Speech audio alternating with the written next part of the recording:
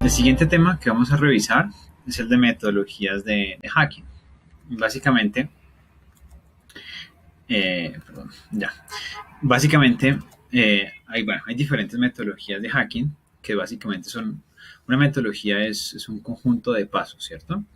Un conjunto de pasos o de actividades que se tienen que realizar de manera sistemática, de manera muchas veces consecutiva, aunque también puede ser paralela, para lograr un objetivo final. En este caso, hay varias metodologías de hacking. Vamos a revisar una de las más populares, que además es open source, que es la metodología OSSTMM, que es el acrónimo de Open Source Security Testing Methodology Manual, o manual, metodología de pruebas de seguridad de fuente abierta. ¿Vale? Aquí está el link, si ustedes quieren revisarlo, es un documento abierto, público. Y aquí está básicamente la descripción de la metodología, la figura de la metodología que se propone por parte de OSSTMM. Vamos a revisar las generalidades un poco más, a un nivel de abstracción un poco más alto, y vamos a entender un poco de qué se trata. Entonces, miremos que hay unas fases, ¿cierto? Aquí hay unas actividades de color amarillo, después vienen unas de color naranja, unas de color azul y unas de color rojo, ¿cierto?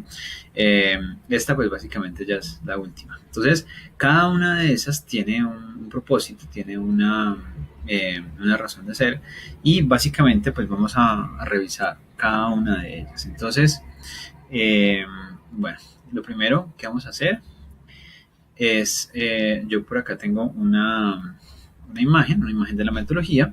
Entonces voy a proyectar el documento, que tiene básicamente nuestro referente, ¿vale? Y vamos a ir revisando cada una de las fases de la metodología. Entonces, como ustedes pueden ver, bueno, aquí ya nos dicen un poquito, la fase que está en color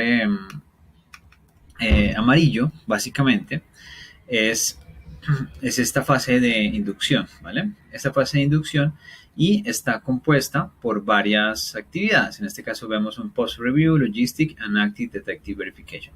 Después sigue la fase de interacción, donde ya hay como su nombre lo indica, una interacción con el target para poder hacer un reconocimiento del mismo. Después una fase, un inkets phase, que implica unas actividades ya de entendimiento, de comprensión del target mucho más específicas que las anteriores.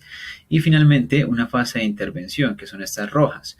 En esa fase de intervención pues ya efectivamente hay unas pruebas que se realizan, unos resultados también que se obtienen desde el punto de vista de pruebas de seguridad, y finalmente acá se revisa cómo reacciona el sistema ante cada una de esas pruebas, ¿vale?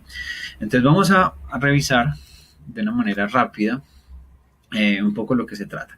Entonces, dentro del post-review, nos dice el documento que básicamente lo que se hace es revisar la cultura, las reglas, las normas, la legislación, las políticas aplicables al target, es decir, un entendimiento de la organización como organización como tal, ¿vale? No desde el punto de vista técnico, sino desde el punto de vista organizacional. En la actividad de logistics, básicamente, se identifican también, básicamente, los límites del proceso de seguridad que se va a hacer, de la auditoría que se va a realizar. Básicamente saber hasta dónde se va a llegar, se entiende también el alcance, se entiende cuáles son esos umbrales que no se pueden sobrepasar, pues porque están fuera de lo contratado, ¿cierto? Y en Active Detective Verification se hace una verificación de cuál va a ser esa interacción que se espera que se realice con el target, ¿sí? Y también un poco de predicción del tipo de respuesta que se espera obtener, ¿vale? Aquí es muy importante pues saber hasta dónde se va a llegar qué tipo de interacción se va a hacer, si solamente se van a hacer pruebas, por ejemplo, superficiales, si se va a hacer efectivamente una explotación mucho más profunda, si se va a obtener un objetivo, una filtración de datos, aunque sea pequeña, una muestra de filtración de datos, ese tipo de actividades que se vayan a realizar, ¿vale? Esa es una fase, la amarilla de inducción, una fase sencilla para entender el alcance, entender el target. Si bajamos un poco, bajemos un poquito más acá, acá está la fase de interacción. La fase de interacción ya es la naranja. Aquí ya vemos algunas actividades mucho más directas. Entonces está, la primera es la auditoría, la visibilidad de la auditoría. Entonces, la determinación aquí en este caso se determinan los targets que se van a aprobar, ¿cierto? ¿Cuáles específicamente se van a aprobar? Aquí es muy importante saber que no necesariamente porque no veamos un target dentro de nuestro escáner, por ejemplo, el target no exista. Muchas veces hay targets que son unresponsive, es decir, que de manera intencional no responden, pero no significa que no existen, significa simplemente que no están configurados para responder a las peticiones que nosotros quizás estemos enviando. Se hace también una verificación del acceso, verificación de accesos. Básicamente en este punto se valida cuáles van a ser justamente los puntos por los cuales se va a ingresar al sistema. Cuáles son los canales también que están disponibles dentro del sistema de información para poder tener acceso a él, ¿cierto? También hay una validación de confianza. La validación de confianza es muy importante porque nos permite entender el target en quién confía, ¿cierto? O sea, cuál es el esquema de confianza que maneja nuestro target hacia otras organizaciones o dentro de la misma organización, por ejemplo, entre servidores. Si hay niveles de confianza entre un servidor, entre una máquina u otra, qué tipo digamos que, de relación de confianza hay y, por supuesto, esto con el objetivo de explotarlo de manera posterior. Después viene verificación de controles. La verificación de controles es sin duda algo muy importante, yo diría quizás que es lo más importante de estas fases, porque es la que nos permite identificar qué controles de seguridad existen en parte de la empresa y por supuesto son controles de seguridad pues, que van a estar a prueba por parte de la persona que está haciendo las pruebas de ethical hacking, ¿vale? Aquí nos menciona algunos ejemplos, bueno, controles de no repudio, controles de confidencialidad, de privacidad, de integridad.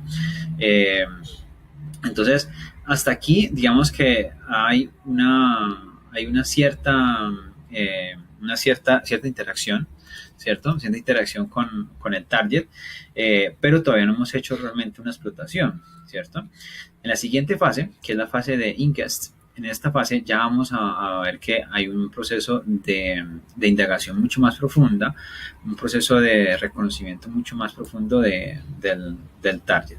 Entonces, bueno, vamos a dejar por aquí y vamos a mirar acá rápidamente. Entonces, el proceso de verificación. Entonces, aquí básicamente lo que ocurre en estas fases, en estas actividades, perdón, es la identificación de cómo funciona la empresa por dentro. Se hace una determinación de justamente cómo es ese nivel, esos niveles de seguridad que existen dentro de la empresa, cómo operan, ¿cierto? ¿Cuál es la forma como se hace el proceso interno desde el punto de vista de seguridad?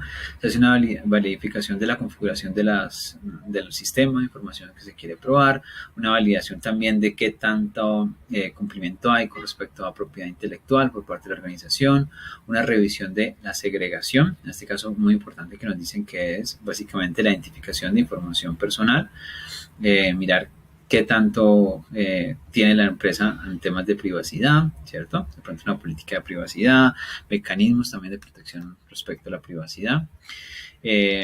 Después viene el exposure verification. Se busca qué información hay acerca de la organización en Internet para poder identificar también información útil que nos pueda servir para hacer los ataques posteriores, que todavía no se han hecho. Todavía estamos en reconocimiento básicamente de la empresa. Y Competitive Intelligence Scouting. Esta básicamente también es muy importante, nos permite saber acerca de información en el entorno que pueda ser útil, tipo información por ejemplo de competidores, información de mercado, que pueda afectar también a la empresa y que lo podamos utilizar a nuestro favor en el proceso de realización de las pruebas de hacking.